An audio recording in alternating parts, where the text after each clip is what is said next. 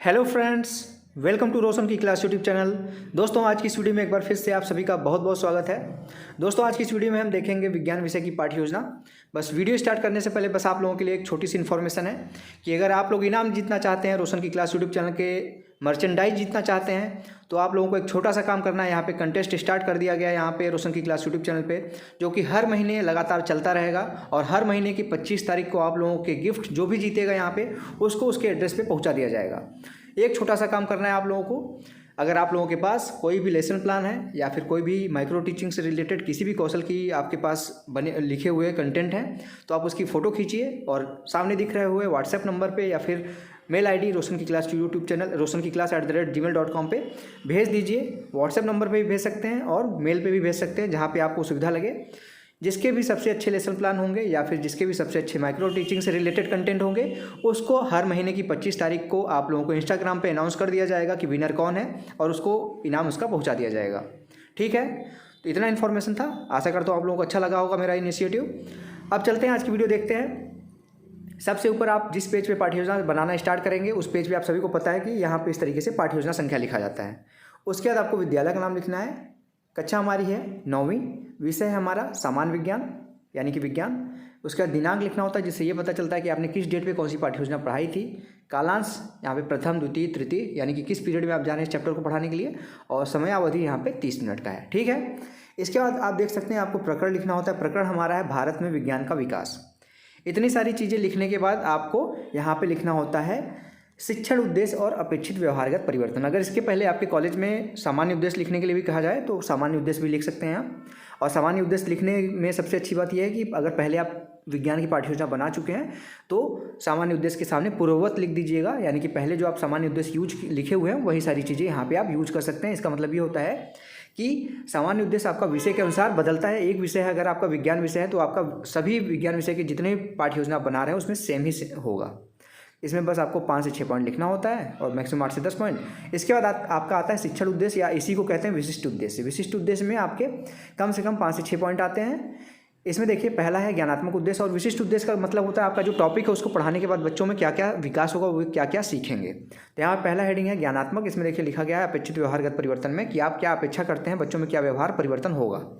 पहला पॉइंट है छात्र भारत में विज्ञान के विकास का प्रत्यास्मरण कर सकेंगे। दूसरा पॉइंट है छात्र भारत में विज्ञान के विकास का प्रत्याभिज्ञान कर सकेंगे। दूसरा पॉइंट है अवबोध में देखिए लिखा गया है छात्र भारत में विज्ञान के विकास की व्याख्या कर सकेंगे। दूसरा पॉइंट है छात्र भारत में विज्ञान के विकास को समझ सकेंगे।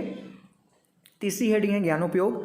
छात्र भारत में विज्ञान के विकास से संबंधित ज्ञान का प्रयोग उच्च अध्ययन में कर सकेंगे। दूसरा पॉइंट है छात्र भारत में विज्ञान के विकास से प्राप्त ज्ञान का दैनिक जीवन में नवीन परिस्थितियों में उपयोग कर सकेंगे। चौथा है कौशल। कौशल में देखिए पहला पॉइंट है छात्र भारत में विज्ञान के विकास की जानकारी प्राप्त कर सकें। दूसरा पॉइंट है छात्र भारत में विज्ञान के विकास को जानने की कुशलता का विकास कर सकेंगे। और लास्ट 5वीं हेडिंग है यहाँ पे अभिरुचि। इसमें देखिए लिखा गया छात्र भारत में विज्ञान के विकास के बारे में जानने में रुचि ले सकेंगे। और दूसरा पॉइंट है छात्र भारत में विज्ञान के विकास के बारे में विचार विमर्श करने में रुचि ले सकेंगे। और 6वीं पॉइंट है यहाँ पे 6 हेडिंग होते हैं इसमें अवृत्त। इसमें देखिए लिखा गया छात्र भारत में विज्ञान के विकास के प्रति सकारात्मक दृष्टिकोण उत्पन्न कर सकेंगे। दूसरा पॉइंट है छात्र भारत में विज्ञान के विकास के प्रति वैज्ञानिक दृष्टिकोण का विकास कर सकेंगे। ये हो गया आपका सामान्य विशिष्ट उद्देश्य।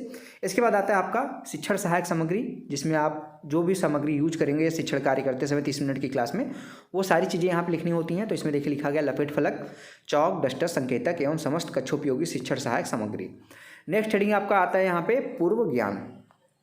पूर्व ज्ञान में देखिए लिखा गया छात्र भारत में विज्ञान के विकास के बारे में सामान्य जानकारी रखते हैं। ठीक है, अब इसके बाद आता है आपका प्रस्तावना प्रश्न। प्रस्तावना प्रश्न बनाते समय कुछ बारीकियों का ध्यान रखा जाता है। तो यहाँ पे सबसे पहले आपके कॉलेज में अगर कहते हैं कि 2 कॉलम का स्ट्रक्चर बनाइए प्रस्तावना का, तो छात्राध्यापक क्रियाएं हो जाएगा एक साइड हो जाएगा विद्यार्थी क्रियाएं। अगर 3 कॉलम कहते हैं तो 1 कॉलम यहाँ पे और बना लीजिएगा, जिसमें आपको क्रम संख्या लिख देना है यहाँ पे। ठीक, क्रम संख्या और नंबरिंग कर देनी है। ठीक है, तो इसको देखने के बाद उसके बाद आप देखिए इसमें दूसरा जो ध्यान में रखने वाली बात ये होती है कि प्रश्नों के क्रम में क्रमबद्धता होनी चाहिए। यानी पहले प्रश्न का जो उत्तर आएगा ये, उससे आप दूसरा प्रश्न बनाएंगे, दूसरे प्रश्न का जो उत्तर आएगा उससे तीसरा प्रश्न बनाएंगे, तीसरे प्रश्न का जो उत्तर आएगा चौथा प्रश्न बनाएंगे। कम से कम 3 प्रश्न पूछ के अपना प्रकरण निकलवा सकते हैं, और ज़्यादा से ज़्यादा 5 से 6 प्रश्न पूछा जा सकता है अपना प्रकरण निकलवाने के लिए। ठीक, तो यहाँ पे देखिए छात्राध्यापक यहाँ पे या फिर छात्राध्यापिका हैं, लड़की हैं तो छात्राध्यापिका हो जाएगा। यहाँ पे प्रश्न पूछेगा यहाँ पे शिक्षक, हम किस ग्रह पर निवास करते हैं, तो बच्चे बोलेंगे पृथ्वी पर। दूसरा प्रश्न पूछेगा फिर पृथ्वी किस पर घूमती है, तो बच्चे बोलेंगे अपनी धुरी पर घूमती है। तीसरा प्रश्न फिर यहाँ पे बनेगा, पृथ्वी अपनी धुरी पर घूमने को क्या कहते हैं? तो क्या होता है? तो बच्चे बोलेंगे दिन व रात होता है अपनी धुरी पर जो पृथ्वी घूमती है। फिर चौथा प्रश्न यहाँ पे पूछेंगे आप, दिन रात का बनना किस क्षेत्र के अंतर्गत आता है? तो बच्चे बोलेंगे भौतिकी के विज्ञान के अंतर्गत। तो फिर पांचवा प्रश्न पूछेंगे, भारत में विज्ञान के विकास के बारे में आप क्या जानते हैं? तो बच्चे नहीं बता पाएंगे ये प्रश्न का आंसर सही में डिटेल में, तो ये समस्यात्मक प्रश्न हो जाएगा। तो या फिर यहाँ पे लिख सकते हैं आप समस्यात्मक प्रश्न, या फिर यहाँ पे आप लिख सकते हैं संभावित प्रश्न और संभावित उत्तर। ठीक है, अब उसके बाद जैसे आपका यहाँ पे संभावित यहाँ पे प्रश्न हुआ, समस्यात्मक प्रश्न, ऐसे अपना उद्देश्य कथन बोलेंगे क्लास में। छात्र, आज हम भारत में विज्ञान के विकास के बारे में विस्तारपूर्वक अध्ययन करेंगे। बच्चों को पता चल गया कि वो क्या पढ़ने वाले हैं, तो आप प्रस्तुत कर सकते हैं उस चैप्टर को। प्रस्तुतिकरण हेडिंग डालिए, इस तरीके से 5 कॉलम बनाइए। यहाँ पे शिक्षण बिंदु, छात्राध्यापक क्रियाएं, शिक्षण क्रियाएं, विद्यार्थी क्रियाएं, शिक्षण या फिर प्रविधि या फिर विधि, और लास्ट में श्याम प्रसारी। इसमें पहला यहाँ पे शिक्षण बिंदु पॉइंट है भारत में विज्ञान की परंपरा। इसमें देखिए विकासात्मक प्रश्न पूछा गया है, हड़प्पा और मोहनजोदड़ो के अवशेष किस सभ्यता में मिलते हैं? तो बच्चे बोलेंगे सिंधु घाटी सभ्यता में।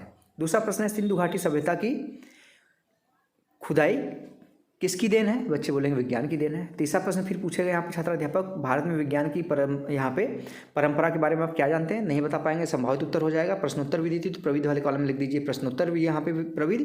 अब छात्राध्यापक कथन में यहाँ पे लिखिए, 3000 वर्ष ईसा पूर्व भी इस उपमहाद्वीप में विज्ञान ने बहुत उन्नति की थी। सिंधु घाटी सभ्यता के नगर हड़प्पा और मोहनजोदड़ो के अवशेषों से पता चलता है कि ये शहर सुनियोजित थे और वहाँ जल आपूर्ति, जल मल निकास की प्रणाली बहुत विकसित थी। खेती बाड़ी, ईंट निर्माण, उद्योग व दस्तकारी में उनकी कुशलता बड़े उच्च स्तर की थी तथा ईसा के 2000 वर्ष पूर्व के ऐसे प्रमाण हैं जिसमें आर्यों की अनेक मनोवृत्तियाँ वैज्ञानिक थी। ब्रह्मांड का यहाँ पे नियंत्रण एक प्राकृतिक नियम द्वारा होता है। इस तरह से वे दक्ष खगोल विज्ञानी एवं गणित और ज्यामिति के ज्ञाता थे। उनके पंचांग का आधार सूर्य और चंद्रमा दोनों की गतियाँ थी। उन्होंने कई नक्षत्रों को जान लिया था और महीनों के नाम उनके आधार पर रखे गए थे। छात्र वाले कॉलम में लिखना, छात्र या फिर विद्यार्थी ध्यानपूर्वक सुनेंगे और मुख्य बिंदुओं अपने उत्तर पुस्तिका में लिखेंगे। श्यामपट पे आपको जितना आपने अभी कथन व्याख्या की है उसमें से जो आपको लगे इंपॉर्टेंट है वो श्यामपट पे लिख सकते हैं। श्यामपट वाले के लिए ब्लैक पेपर ले लीजिए, उस पर वाइट मार्कर पेन से लिख डालिए पॉइंट वाइज, सारी चीज़ें मत लिखिए जिससे बच्चों को कोई प्रॉब्लम ना हो। फिर बोध प्रश्न पूछेंगे। बोध प्रश्न में देखिए पूछा गया है आर्यों की अनेक मनोवृत्तियाँ कैसी थी? तो बच्चे बोलेंगे वैज्ञानिक। दूसरा प्रश्न है पंचांग के आधार पर किसकी गति निर्धारित की गई? तो बच्चे बोलेंगे सूर्य व चंद्रमा की गति। प्रश्नोत्तर विधि थी, प्रविधि वाले कॉलम में प्रश्नोत्तर विधि लिख दीजिए। दूसरा यहाँ पे शिक्षण बिंदु में पॉइंट है विज्ञान के विकास में भारत का योगदान। विकासात्मक प्रश्न है हम किस देश में रहते हैं? बच्चे बोलेंगे भारत में। भारत के प्रमुख वैज्ञानिकों के नाम बताइए। तो बच्चे बोलेंगे आर्यभट्ट, यहाँ पे ब्रह्मगुप्त, होमी, जहांगीर भाभा आदि। तीसरा प्रश्न है इन सभी प्रमुख वैज्ञानिकों का विज्ञान के विकास में क्या योगदान रहा है? तो बच्चे इसका उत्तर नहीं दे पाएंगे सही से। प्रश्नोत्तर विधि प्रविधि में लिखिए प्रश्नोत्तर। फिर छात्राध्यापक कथन यहाँ पे लिखिए आर्यभट्ट प्रथम व्यक्ति थे जिन्होंने कहा पृथ्वी गोल है और अपनी धुरी पर घूमती है जिससे दिन और रात बनते हैं। चंद्रमा सूर्य के प्रकाश से चमकता है। ब्रह्मगुप्त वह यहाँ पे गणितज्ञ था जिन्होंने सबसे पहले शून्य के कार्य करने के नियम बताए। इन्होंने भास्कर जैसे प्रसिद्ध गणितज्ञ ने गणक चक्र चूड़ामणि की उपाधि दी। आर्यभट्ट ने पृथ्वी को गोल बताया तथा ब्रह्मगुप्त ने शून्य का नियम बताया एवं होमी जहांगीर ने मेसोन कणों की खोज की। इन्होंने गणित की 2 भिन्न शाखाएं बताई, पहला बीज गणित एवं दूसरा यहाँ पे गणित संसार को नए विकिरण न्यू रेडिएशन देने वाले वैज्ञानिक चंद्रशेखर वेंकटरमन की इस खोज को रमन इफेक्ट कहा गया। 28 फरवरी 1930 को भौतिकी में नोबेल पुरस्कार दिया गया था। इस दिवस को राष्ट्रीय विज्ञान दिवस के रूप में मनाया जाता है तथा होमी जहांगीर भाभा ने नया कण मेसोन खोजा। इन्हीं के निर्देशन से में अप्सरा, जो कि आपको पता है कि पहला परमाणु रिएक्टर भारत का, सीरस व जर्लिना नामक 3 परमाणु रिएक्टरों की स्थापना की गई। छात्र वाले कॉलम में सेम चीज़ लिखना है। विद्यार्थी ध्यानपूर्वक सुनेंगे तथा मुख्य बिंदु को अपनी उत्तर पुस्तिका में नोट करेंगे। व्याख्या विधि थी, व्याख्या विधि लिख दीजिए प्रविधि में, और श्यामपट पे आपको लगे कि जो अभी आपने पढ़ा है उसमें से जो इंपॉर्टेंट पॉइंट लगे आपको उसको लिख लीजिएगा, नहीं तो यहाँ पे जो लिखा है उसको वीडियो रोक के लिख लीजिएगा। उसके बाद फिर से बहुत प्रश्न पूछेंगे आप। पहला प्रश्न है राष्ट्रीय विज्ञान दिवस कब मनाया जाता है, तो बच्चे बोलेंगे 28 फरवरी को। दूसरा है मेसोन कणों की खोज किसने की, तो बच्चे बोलेंगे जो होमी जहांगीर भाभा ने। प्रश्नोत्तर विधि, तो प्रविधि में प्रश्नोत्तर लिखिए। फिर शिक्षण बिंदु तीसरा है भारतीय वैज्ञानिक विकासात्मक प्रश्न है। पहला, पृथ्वी पर प्रकाश संश्लेषण की क्रिया कौन करते हैं, बच्चे बोलेंगे पेड़ पौधे। दूसरा प्रश्न है विज्ञान की किस शाखा के अंतर्गत पेड़ पौधों का अध्ययन किया जाता है, तो बच्चे बोलेंगे वनस्पति विज्ञान के। तीसरा प्रश्न है वनस्पति विज्ञान के क्षेत्र में भारतीय वैज्ञानिकों के बारे में आप क्या जानते हैं, नहीं बता पाएंगे, संभावित उत्तर हो जाएगा। प्रश्नोत्तर विधि थी, प्रविधि में लिखिए प्रश्नोत्तर प्रविधि। उसके छात्राध्यापक कथन फिर से बोलेंगे आप। डॉक्टर बीरबल साहनी भारत के ऐसे महान पूरा वनस्पति शास्त्री यानी कि पेलियो बोटेनिस्ट थे। प्राचीन युग में वनस्पतियों का अध्ययन इस देश के लिए एक नया विज्ञान था। इसे पूरा वनस्पति विज्ञान या पेलियोबॉटनी कहते हैं। तथा मेघनाथ साहा ने भौतिकी में उन दिनों उष्मा गतिकी यानी कि थर्मोडायनेमिक्स, सापेक्षवाद यानी कि रिलेटिविटी और परमाणु सिद्धांत सबसे नए विषय थे। सूर्य और तारों के बारे में एग्नेस कार्ल की पुस्तक पढ़ते हुए नोट्स बनाते हुए उनके सामने तारों के तापमान, भीतरी संरचना, संयोजन की समस्या सामने आई तथा जब सूर्य का प्रकाश वायुमंडल में स्थित जल की बूंदों से गुजरता है या प्रिज्म से गुजरता है तो स्पेक्ट्रम कैसे बनता है, इसके बारे में यहाँ पे बताया गया। सैंपट वाले पे आपको यहाँ पे मेन पॉइंट ही लिखना होता है, छात्र वाले कॉलम में लिखना है। छात्र ध्यानपूर्वक सुनेंगे तथा मुख्य बिंदु को अपने उत्तर पुस्तिका में नोट करेंगे। फिर से बहुत प्रश्न पूछिए बच्चों से। पहला प्रश्न है पूरा वनस्पति विज्ञान को क्या कहा जाता है, बच्चे बोलेंगे पेलियोबॉटनी। दूसरा प्रश्न है सूर्य व तारों की पुस्तक किसने पढ़ी थी, तो बच्चे बोलेंगे एग्नेस कार्ल ने। प्रश्नोत्तर विधि थी तो प्रश्नोत्तर विधि लिख दीजिए। उसके बाद मूल्यांकन प्रश्न आता है, यहाँ पे आपका प्रस्तुतिकरण समाप्त होता है। मूल्यांकन प्रश्न आता है। पहला मूल्यांकन प्रश्न है शून्य का आविष्कार सबसे पहले किसने किया था, यहाँ पे देख लीजिए आपके पास है, उसमें से सही आंसर लगाइएगा। दूसरा प्रश्न है पंचांग के आधार पर किसकी डैश डैश डैश गतियाँ ज्ञात की गई।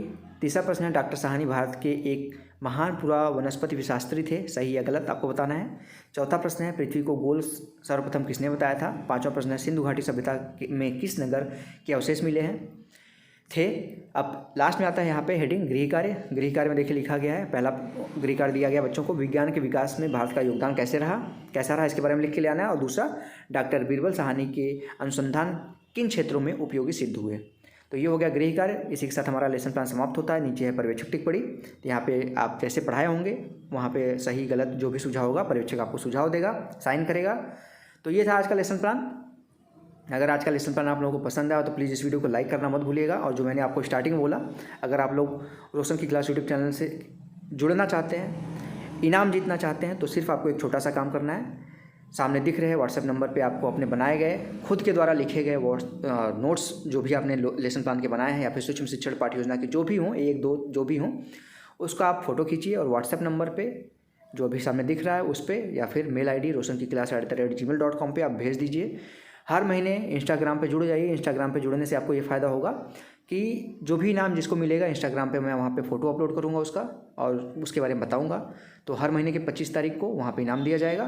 तो आशा करता हूँ आप लोगों को मेरा इनिशिएटिव जो भी है, क्योंकि मुझे लगता है कि आप लोग अगर रोशन की क्लास यूट्यूब चैनल से जुड़ रहे हैं तो आप लोगों को भी कुछ ना कुछ बेनिफिट यहाँ पर मिलता रहे। तो फ्रेंड्स मिलते हैं नेक्स्ट वीडियो में, तब तक के लिए आप लोगों का बहुत बहुत धन्यवाद। जय हिंद, वंदे मातरम।